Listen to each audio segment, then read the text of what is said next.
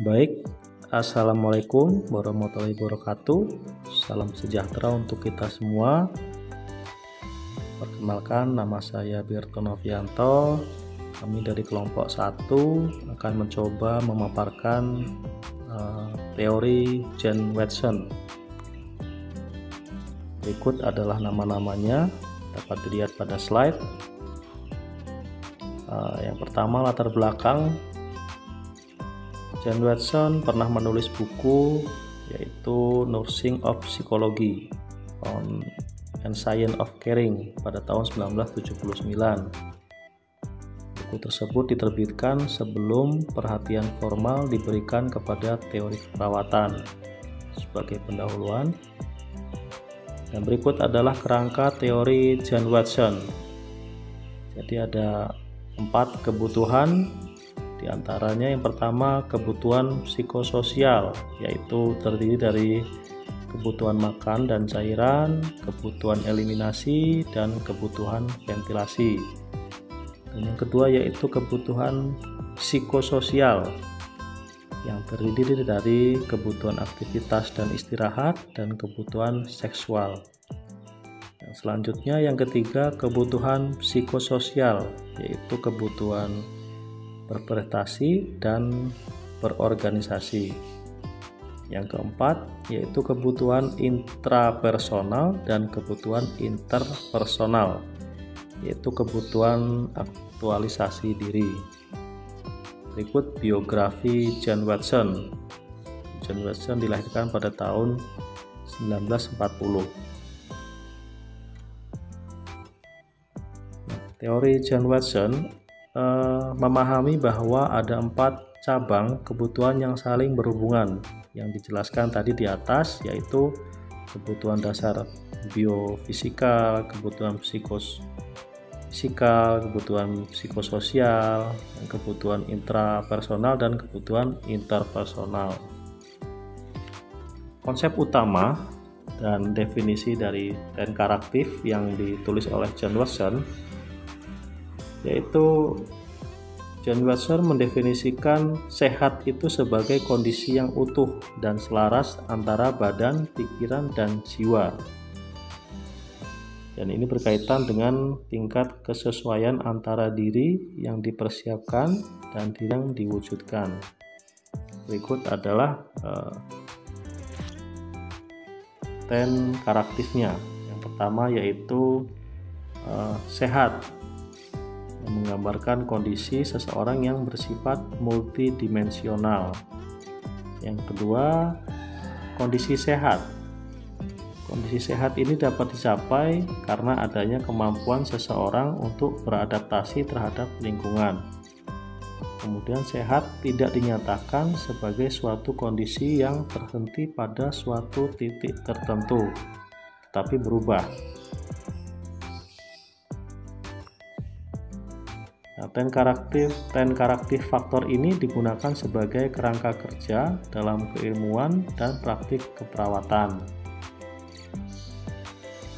Setiap karaktif faktor menggambarkan proses caring dalam rangka mencapai dan mempertahankan kesehatan pasien atau meninggal dalam damai. Di sini adalah ten karaktifnya. Yang pertama yaitu terbentuk sistem yang humanistik. Yang kedua, menumbuhkan harapan pasien. Yang ketiga, sensitif terhadap diri sendiri.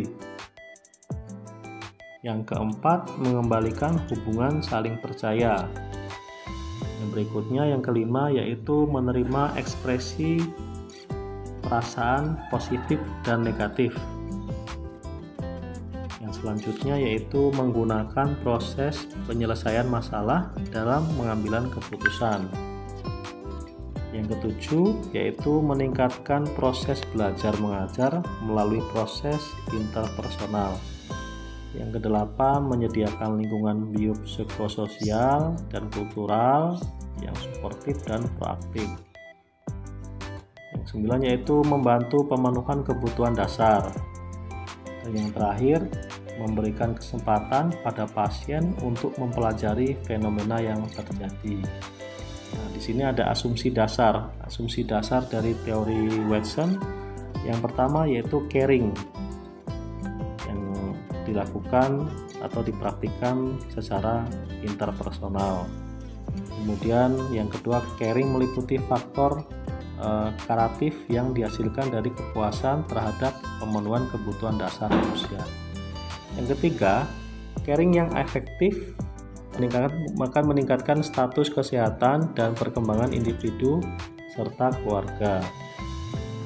Keempat, respon caring adalah menerima seseorang tidak hanya sebagai seseorang pada saat ini, artinya keluasan memilih kegiatan yang terbaik dari diri seorang. Yang kelima yaitu caring environment, menyediakan perkembangan potensi dan memberikan keluasan dalam memilih kegiatan yang terbaik bagi dirinya. Yang ketujuh yaitu caring bersifat healthogenic, yaitu caring mengintegrasikan pengetahuan biopsikososial dan perilaku manusia untuk meningkatkan kesehatannya.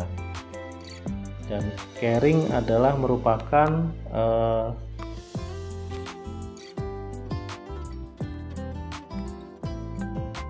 inti dari keperawatan. Selanjutnya, konsep utama dari teori Watson yaitu meliputi yang pertama manusia. Manusia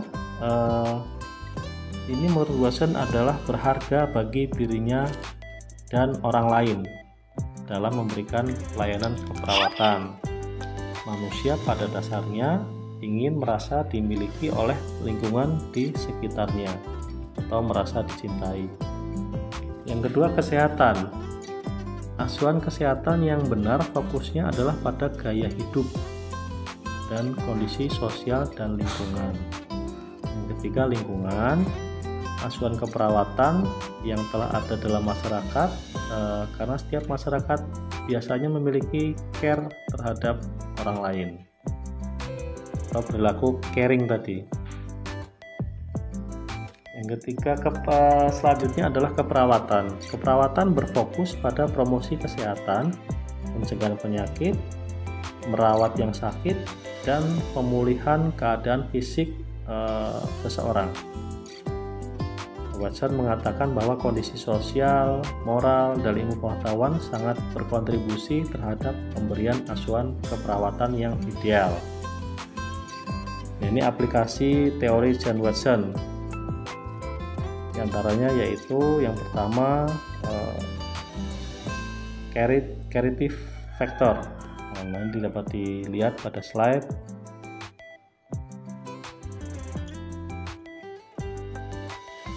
Sampai dengan yang ke-10. Nah, kesimpulannya yaitu John Watson telah